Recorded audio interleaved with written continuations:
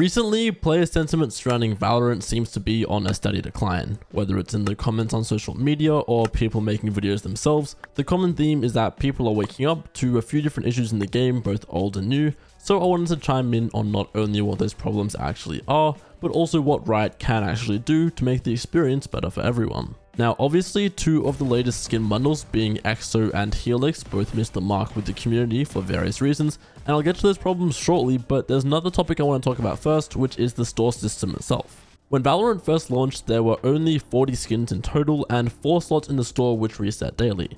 Back then, that gave you a 10% chance of getting a specific skin you wanted in those 4 slots. Compare that to now, where over 500 skins have been introduced since then, and you're now looking at a 0.74% chance of getting the skin that you actually want.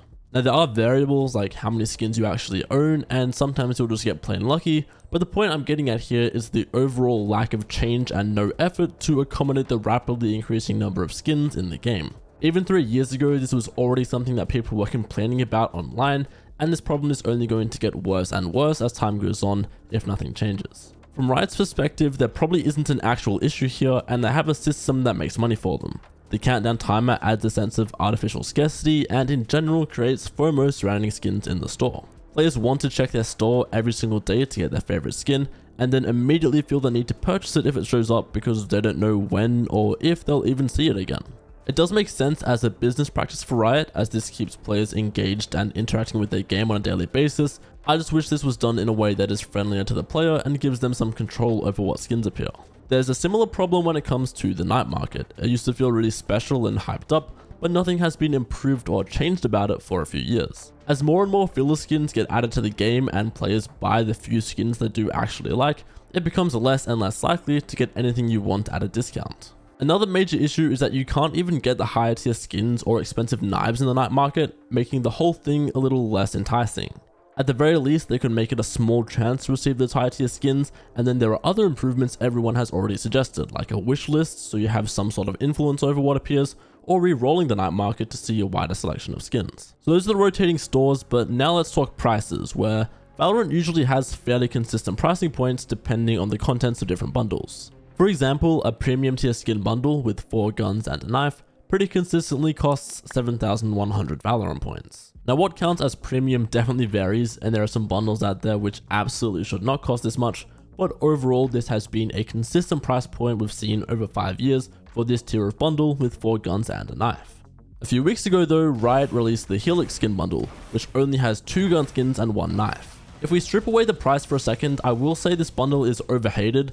Realistically, this is what we normally get for premium tier skins. They're never over the top, just some basic effects and added sound design. The outroar here though is that this whole bundle costs 6,940 Valorant points, so that is not even $2 less than the entire Prime bundle, despite the fact that you are getting 2 less guns. The reason the prices are so similar is that there's less of a discount overall for whatever reason, but also the introduction of flexes. These are a new cosmetic type that got introduced at the start of this year, and they have received a lot of backlash. While holding a flex, you walk slower than knife speed, so the only real use they have is in pre and post round, so their importance is comparable to that of a spray, aka negligible.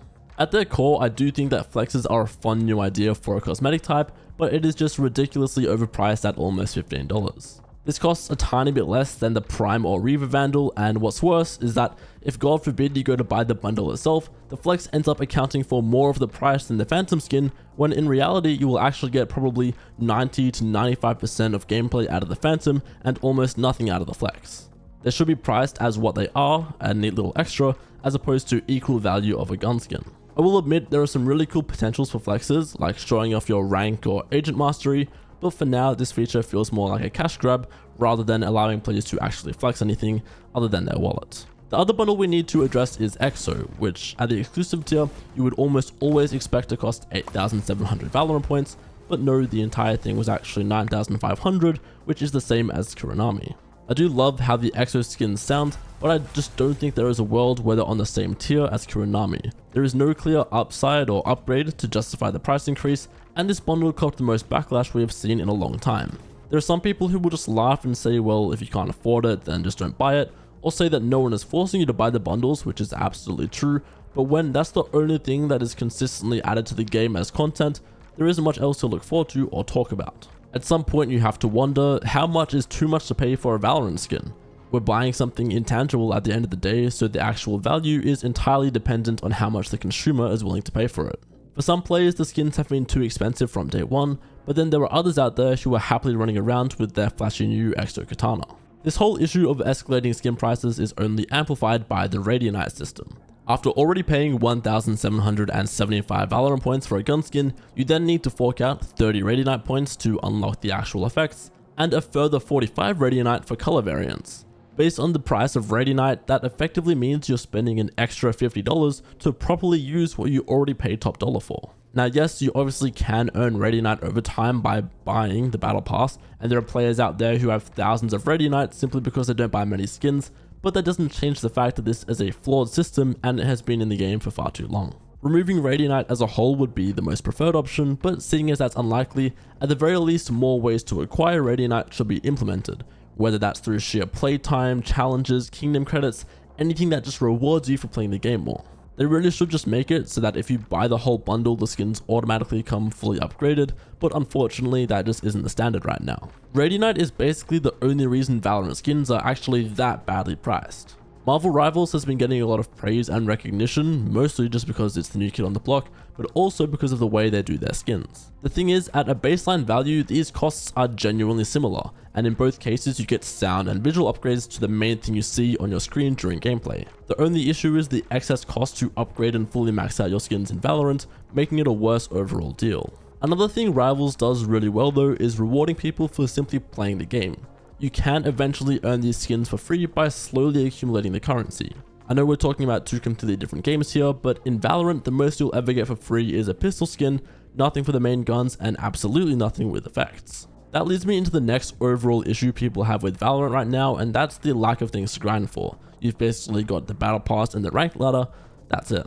I've got no issue with how agents and maps are currently released. I think they're added at a healthy rate, but there should be more incentives to grind for by actually playing the game, investing time rather than money. That could look like agent mastery or additions to the agent contracts, maybe additional ranked rewards instead of a recycled gun buddy, or even just small amounts of VP or Radianite for playing enough games. The ball has been in Riot's court for ages when it comes to improving systems like the shop or night market, and I'm sure people would appreciate any sort of movement towards the direction of improving overall player experience rather than just maximizing profits. Obviously there are different departments when it comes to things like skins, game modes, and even lore, but it feels like we're missing out on a lot of fronts due to where the priorities are at right now.